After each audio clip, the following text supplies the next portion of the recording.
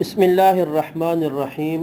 سیرت النبی صلی اللہ علیہ وسلم، درس نمبر 23، غزوہ بدر کا معرکہ۔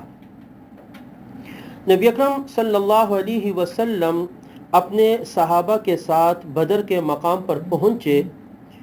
قریش رسول اللہ صلی اللہ علیہ وسلم سے پہلے ہی بدر کے مقام پر پہنچ چکے تھے، اور وہاں پر جو پانی کے چشمے اور جو مناسب جگہ تھی ان جگہوں پر پہلے سے انہوں نے قبضہ کر لیا تھا۔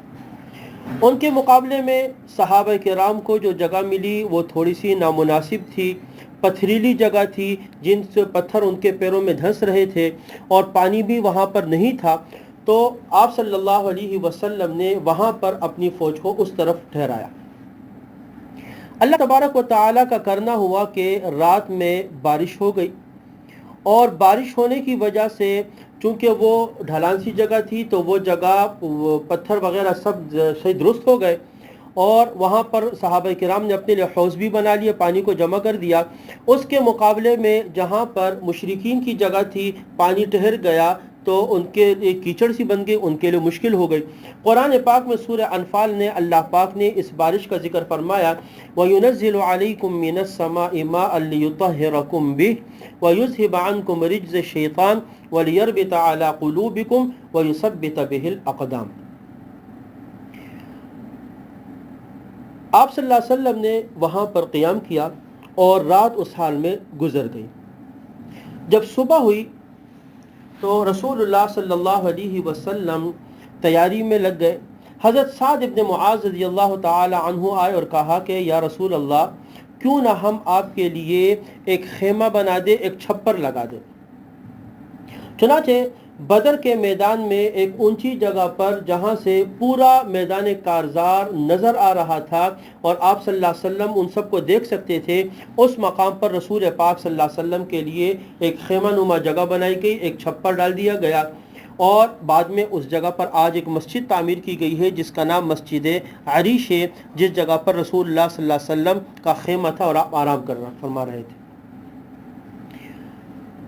حضرت انس رضی اللہ تعالی عنہ سے روایت ہے کہ اس رات میں رسول اللہ صلی اللہ علیہ وسلم ہمیں بدر کے میدان کی طرف لے کر گئے، اور میدان کارزار میں آپ نے ہمیں مکے کے جو لوگ تھے ان کے قتل ہونے کی جگہ دکھلائی۔ آپ نے ہاتھ سے اشارہ فرمایا کہ کل جب جنگ ہوگی تو یاد رکھنا، ہذا مسع فلان، فلاں آدمی یہاں پر قتل ہوگا، فلاں آدمی انشاءاللہ یہاں پر قتل ہوگا۔ اور رسول اللہ صلی اللہ علیہ وسلم نے جو مقام بتائے تھے، صحابہ فرماتے ہیں کہ جب جنگ ہوئی تو ہم نے دیکھا کہ ایک بالش بھی وہاں سے کسی نے تجاوز نہیں کیا، اسی جگہ پر ان کی لاشیں رکھی ہوئی تھی اور وہ لوگ وہاں پر قتل ہوئے تھے۔ اس غزوے میں اگر تعداد کو دیکھا جائے تو مسلمانوں کی کل تعداد 313 تھی، اور گھوڑے ان کے پاس 2 تھے، اور اونٹوں کی تعداد 70 تھی، جبکہ ان کے مقابلے میں کفار جو ہے وہ تعداد میں 1000 تھے، اور گھوڑے 100 تھے، اور اونٹ ان کے پاس 700 تھے، یعنی کوئی تناسب ہی نہیں تھا، بہت زیادہ فرق تھا۔ طلوع فجر ہوتے ہی اگلے دن صبح رسول اللہ صلی اللہ علیہ وسلم نے آواز دی، الصلاۃ عباد اللہ، اے اللہ کے بندو، نماز کا وقت ہو گیا ہے۔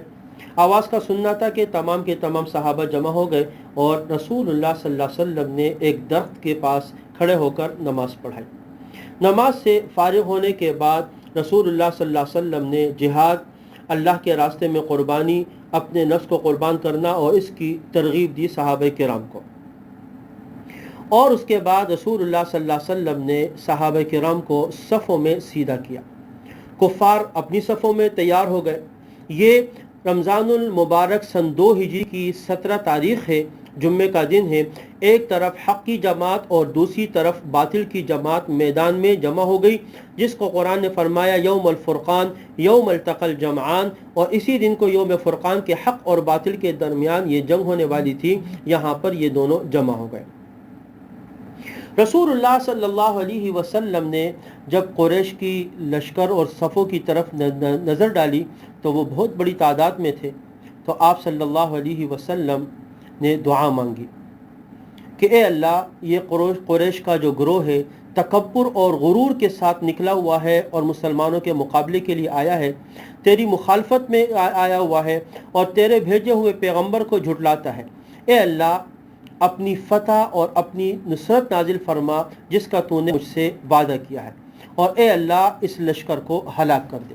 اسی طرح نبی اکرم صلی اللہ علیہ وسلم نے میدان میں بعد میں یہ بھی دعا مانگی کہ اے اللہ اگر یہ قلیل جماعت جو آج بدر میں آئی ہے یہ ہلاک ہو گئی تو تیری عبادت کرنے والا کوئی نہیں رہے گا۔ اے اللہ تو ہی ان کی مدد فرما، اے اللہ ان کے پاس ساز و سامان نہیں ہے، اے اللہ تو ہی ان کی مدد فرما، اے اللہ ان کے پاس گھوڑے نہیں ہیں، اے اللہ تو ہی ان کی مدد فرما۔ نبی اکرم صلی اللہ علیہ وسلم ان دعاؤں کا اہتمام کر رہے تھے اور یہ صفیں سب مکمل ہو گئی، چنانچہ اس کے بعد باقاعدہ جنگ کا آغاز ہونے لگا۔ مشرکین کی طرف سے 3 لوگ باہر نکلے مبارزے کے لیے، مقابلے کے لیے۔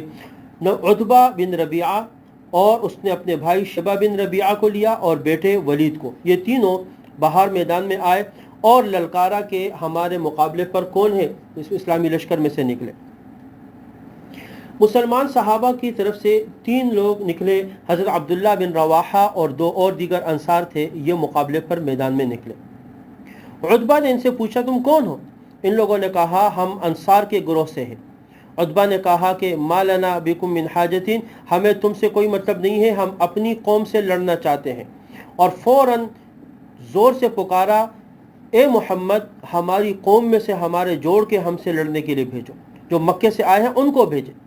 نبی اکرم صلی اللہ علیہ وسلم نے انصار کو حکم دیا کہ صف قتال کی طرف واپس آ جائے، اور آپ نے حضرت علی، حضرت حمزہ اور حضرت عبیدہ بن حارث رضی اللہ تعالی عنہم اجمعین ان کو نام لے کے مقابلے کے لیے نکلنے کا حکم دیا۔ چنانچہ یہ تینوں مقابلے پر نکلے۔ حضرت عبیدہ بن حارث عتبہ کے مقابلے میں نکلے، حضرت حمزہ شیبہ کے مقابلے میں، اور حضرت علی ولید کے مقابلے پر نکلے۔ حضرت علی رضی اللہ تعالی عنہ اور حضرت حمزہ نے تو اپنے مد مقابل کو ایک ہی بار میں ختم کر دیا، کام تمام کر دیا۔ حضرت عبیدہ بن حارث اور جن کا مقابلہ ہو رہا تھا عتبہ کے ساتھ، تو ان دونوں نے ایک دوسرے کو زخمی کر دیا۔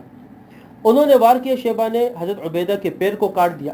حضرت علی اور حضرت حمزہ جب اپنے مد مقابل سے فارغ ہوئے تو وہ فوراً حضرت عبیدہ کی مدد کو آ پہنچے اور عتبہ کا کام بھی انہوں نے تمام کر دیا، اور حضرت ابو عبیدہ کو اٹھا کے آپ کی خدمت میں لے کر آئے۔ ان کی پنڈلی سے خون بہہ رہا تھا جس کو انہوں نے کاٹ دیا تھا۔ یہ جنگ کا میدان چل رہا تھا، اور اسی اثنا میں حضرت عبد الرحمن ابن عوف رضی اللہ تعالی عنہ اپنا ایک قصہ بھی بیان فرماتے ہیں۔ اس کے بعد آپس کی جو باقاعدہ جنگ شروع ہوئی، کافروں نے ایک نعرہ لگایا، حبل جو ان کا بڑا بت تھا اس کا، اور اس کے بعد عام لڑائی شروع ہو گئی۔ نبی اکرم صلی اللہ علیہ وسلم کی طرف سے صحابہ جن کو صفوں میں کھڑا کیا گیا تھا وہ نکلے، اور وہاں سے کفار اور ایک دوسرے کے ساتھ لڑنا اور جنگ کا باقاعدہ آغاز ہو گیا۔ حضرت عبد الرحمن ابن عوف رضی اللہ تعالی عنہ کا جو واقعہ ہے وہ فرماتے ہیں کہ یہ جنگ چل رہی تھی، اور معرکہ بدر میں میں نے دیکھا کہ میرے دائیں اور بائیں 2 کمسن نوجوان ہیں۔ تو مجھے دیکھ کے یہ ہوا کہ میرے دائیں بائیں مضبوط وہ ہونے چاہیے تھے کہ اگر کوئی جنگ میں آئے تو وہ میرا ساتھ تو دے سکے۔ ابھی میں یہ سوچ ہی رہا تھا کہ ان میں سے ایک نوجوان نے اپنے ساتھی سے چپکے سے اپنے ساتھی سے چھپ کر میرے کان میں کہا کہ چچا جان ذرا مجھے بتائیے کہ ابو جہل کون ہے؟ میں نے کہا تمہارا اس سے کیا تعلق، کیا مطلب؟ انہوں نے کہا میں نے سنا ہے کہ وہ رسول اللہ صلی اللہ علیہ وسلم کو بہت برا بلا کہتا ہے، گالیاں دیتا ہے، تو میں نے اللہ سے عہد کیا ہے کہ اس کو جہاں بھی دیکھ لوں گا اس کو ضرور قتل کروں گا۔ ابھی وہ ایک بات کر رہا تھا کہ دوسرے نے مجھ سے چپکے سے یہی بات کہی۔ حضرت عبد الرحمن بن عوف رضی اللہ تعالیٰ فرماتے کہ میں نے دیکھا تو ابو جہل دکھائی دیا، میں نے اشارہ کیا کہ یہی تمہارا شکار ہے، اور وہ دونوں نوجوان عقاب کی طرح اس پر جھپٹے اور اس کو وہیں پر گرا دیا۔ اور یہ دونوں جان باز جن کے نام آتے ہیں معاذ بن عفرا اور معوذ بن عفرا، یہ حضرت عفرا کے دونوں چشم و چراغ تھے جنہوں نے ابو جہل کو زخمی کیا اور گرا دیا۔ جب ابو جہل ہلاک ہوا، آگے اس کا قصہ آئے گا، تو رسول اللہ صلی اللہ علیہ وسلم نے فرمایا کہ یہ اس امت کا فرعون تھا جس کو اللہ نے ہلاک کر دیا۔ آگے انشاءاللہ جو واقعہ ہے کل کے درس میں بیان کیا جائے گا۔ وآخر دعوانا ان الحمد للہ رب العالمین۔